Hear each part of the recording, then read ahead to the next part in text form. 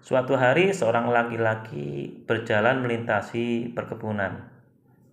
Di dalam perkebunan terdapat sebuah tempat pelatihan untuk gajah-gajah liar agar mudah dijinakkan dan digunakan membantu keperluan perkebunan. Laki-laki ini melihat seekor gajah yang besar, gagah, dan tampak kuat berdiri tegak tanpa bergerak sedikit pun, padahal dia hanya diikat oleh seutas tali yang kecil yang melingkar pada salah satu kakinya.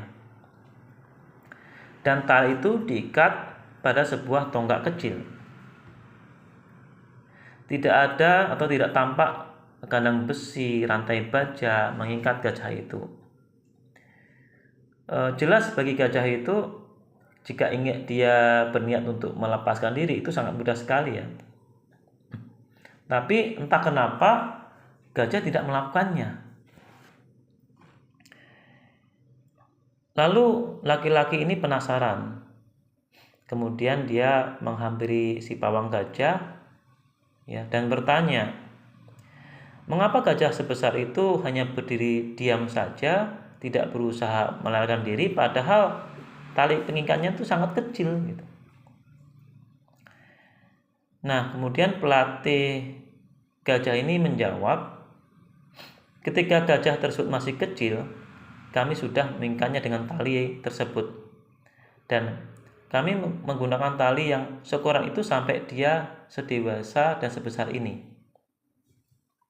Kemudian si pawang melanjutkan, cukup bagi gajah untuk yakin bahwa karena tali tersebut maka dia tidak bisa melarikan diri, sehingga sampai sekarang dia tidak berusaha melepaskan diri dari tali tersebut. Laki-laki tersebut kemudian heran bergumam ya, hewan sebesar itu yang bisa melarikan diri dan lepas dari tali kekang kapan saja tidak mau melakukannya, hanya karena dia itu percaya bahwa tali yang mengikatnya itu tidak memungkinkan dia untuk melarikan diri ya, makanya dia tetap berada di situ sampai sekarang. Nah, sobat sekalian, apa hikmah yang bisa kita ambil dari cerita tadi ya? Mungkin cerita gajah itu juga terjadi pada diri kita. Ketika kita masih kecil, kita sering ditakuti kepada sesuatu yang sebenarnya kita nggak perlu takut. Misalnya, ini ada sebuah cerita nyata ya. Ada orang tua yang melarang anaknya membawa uang. Orang tua itu selalu memberikan rasa takut ya saat anak itu membawa uang. Ya, orang itu mengatakan, cici, kotor, atau ya perkataan yang sejenisnya lah. Lalu apa yang terjadi? Ya, saat anak ini tumbuh semakin remaja, ia tidak berani memegang uang. Ia memegang kertas dahulu, ya, baru dia menyentuh uang. Ini benar-benar terjadi loh, sungguh. Ada juga yang takut dengan cicak sampai berteriak-teriak histeris ya saat melihat cicak. Ada yang takut dengan ulat bulu sehingga ia bisa menangis sejadi-jadinya.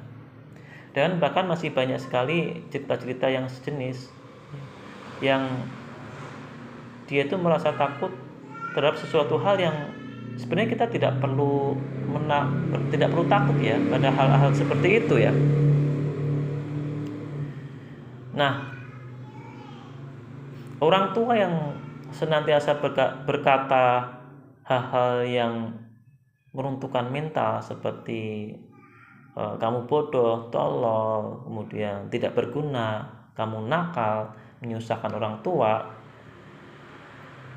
atau lain sebagainya, ingat ya, kata-kata itu terus tertanam kuat dalam jiwa dan pikiran anak, dan pada akhirnya kata-kata itu akan benar-benar terjadi dalam kehidupannya.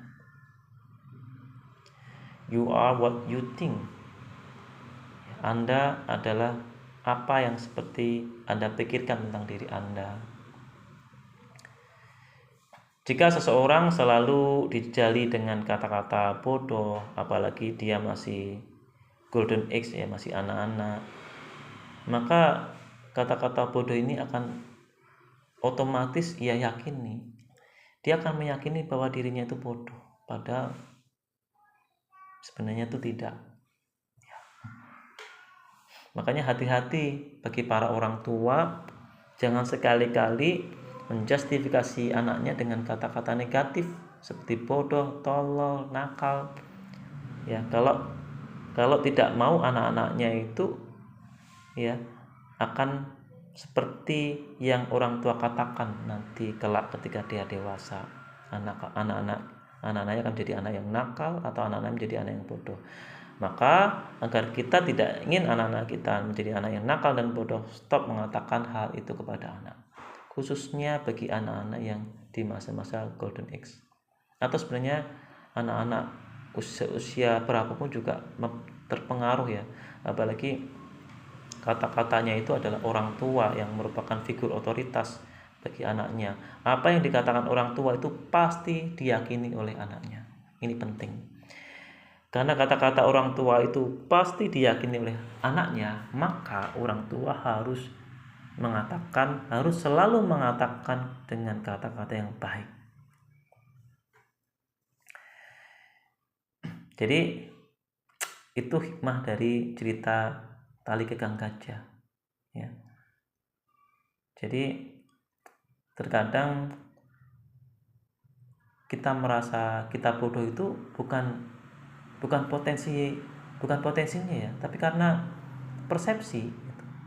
Kita merasa kita tidak bisa, bukan karena kita tidak memiliki potensi, tapi karena kita berpersepsi bahwa kita tidak bisa gitu.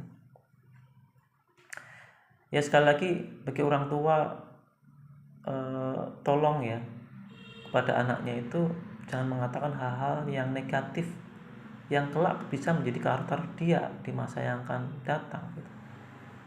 Tapi selalu gunakan kalimat-kalimat yang positif, yang membangun jiwanya, bukan yang meruntuhkan jiwanya. Kata-kata pintar, sehat, baik, hebat, keren itu akan memberikan anak semangat, ya, energi, ya, agar anak-anak itu dia berusaha mencapai atau menggapai apa yang orang tua katakan. Sederhananya kalau misalnya orang tua selalu mengatakan hebat nih calon dokter ya, wah calon dokter mau kemana gitu ya, wah kamu itu bunda yakin loh kalau kamu nanti akan jadi dokter karena kamu pintar gitu. Nah kata-kata dokter yang selalu ditanamkan pada diri anak itu akan kelak menjadi kenyataan. Ada banyak kejadian keluarga kategori tidak mampu tapi bisa menyekolahkan anaknya itu ke jenjang sekolah yang tinggi gitu ya. Secara matematika nggak mungkin. Itu sudah dari mana? Dari keyakinan. Keyakinan itulah yang akan menemukan jalannya sendiri. Ketika ada seorang anak meskipun dia dari keluarga yang miskin tapi orang tua selalu meyakinkan bahwa anak itu nanti akan jadi seorang dokter, maka keyakinan anak itu untuk menjadi seorang dokter itu yang akan menemukan jalannya sendiri untuk bisa menjadi dokter. Terima kasih. Assalamualaikum warahmatullahi wabarakatuh.